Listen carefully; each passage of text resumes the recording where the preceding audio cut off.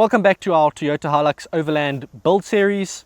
We are on episode 11 and today we're going to be discussing a problem that wouldn't be there if we hadn't done all of this stuff. And of course the solution to that problem. Some countries are privileged enough to have fuel stations all over the place and no real need to carry fuel everywhere, but places like Australia, Africa and many other very wild areas with a lower population density offer overlanding opportunities to remote places where you will need to carry extra fuel. Especially if you've added weight and drag like I've done and your economy and therefore your range has suffered. I can't tell you exactly what the biggest culprits are in terms of sucking fuel when it comes to all the upgrades I've done, because a lot of it was done simultaneously or very close together and I never really got a chance to check my fuel economy between those changes. But I can tell you that my range with the standard tank on the Hilux went from about 650 kilometers per tank to 450 kilometers per tank. So it's a pretty substantial change. Of course, you can attribute that to the extra drag from the bull bar, the roof racks, rooftop tent, stuff like that, rolling resistance on the tires, the inertia of having much heavier tires, and of course all the extra weight with the bull bar, the rock sliders, the rooftop tent, the roof racks, and all the stuff in the back. All of that will make a difference. I never thought I would need a bigger tank, but 450 kilometers of range in Africa, even in South Africa, we've got more petrol stations probably than any other African country. 450 k's is not enough for overlanding. So I had two options. A, I could carry extra jerry cans, or B, I could fit an auxiliary tank. Let's talk about solution A, because I tried for a while to carry extra fuel in jerry cans. Okay, if you carry extra fuel, weight, you're going to use the same amount of weight carrying jerry cans or fitting an auxiliary tank. The majority of the weight will come from the fuel itself and not from the tanks. So let's not even compare auxiliary tank versus jerry cans when it comes to weight. We should compare weight distribution though, because weight distribution is massive. Jerry cans on the roof, you're going to put 80 liters of fuel or 80 plus kilograms of fuel on the roof. Bad idea, don't do it. Going around corners, you will feel that moment of force wanting to tilt you over, and also your roof racks are not made to carry that kind of weight. It's just not safe. I know it's very, very convenient, but I would not do that if I was you. Maybe a 20 liter on top maximum, or a 10 liter reserve tank, but that kind of weight on the roof for long distance journeys, probably not a good idea.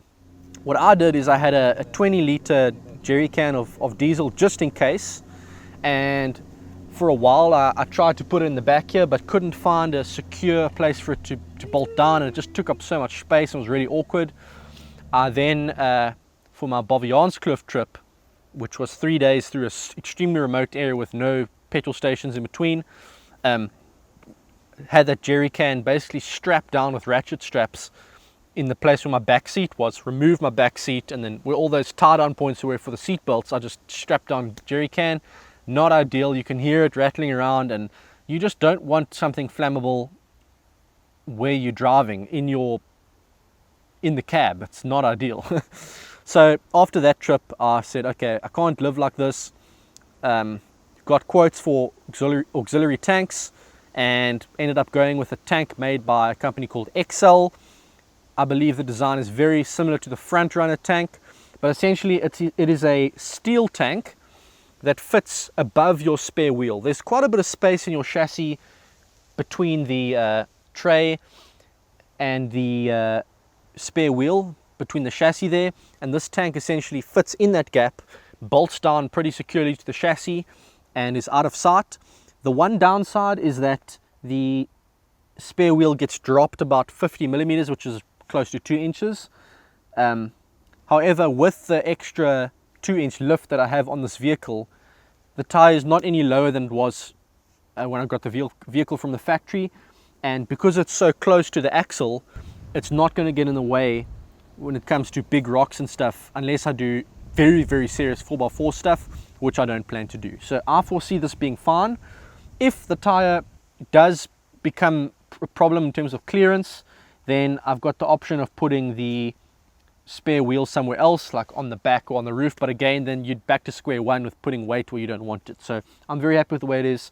In terms of handling, I don't really feel much of a difference having that extra 80 liters of fuel underneath.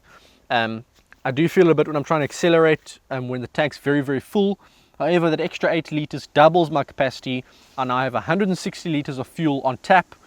Obviously this tank gravity feeds to my main tank, and 160 liters, man, that can get me well over 1,000 kilometers. So this recent trip I did to the west coast, we drove 2,500 kilometers and filled up twice. Pretty awesome. So is this a must-have or is it a nice-to-have? Well, I'd say it really depends on where you are. For me, it was nice to have. It wasn't something that I desperately needed to get. I would say if you don't have an auxiliary tank, you probably do need to carry extra fuel just in case, even if it's a little 10-liter reserve tank. However, the convenience that this has brought me is, I can't even explain to you. In terms of packing space, to have all my fuel underneath, to not have to put anything on the roof or in the back, that's fantastic. And then of course, just from the perspective of being able to go from A to B without having to plan extra fuel stops. Let's be honest, it sours the mood when you've got to take a detour from your wild trip into a town and to refill.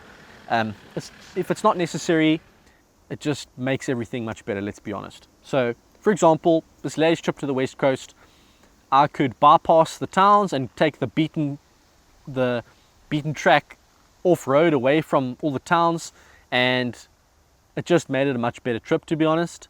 And again, it's just one of those things that is not a must-have, but it may become a must-have if I decide to go through Namibia or Botswana or Mozambique. Long distance trips like that through deep dark Africa, you probably want to carry a lot more than 80 liters. So there you go, quick video today, but that's what you need to know about the auxiliary tank. I hope you enjoyed this episode. I'm sure you'll see plenty of this tank in my upcoming West Coast episode if I haven't uploaded that already. And I'll see you then. Thanks for watching.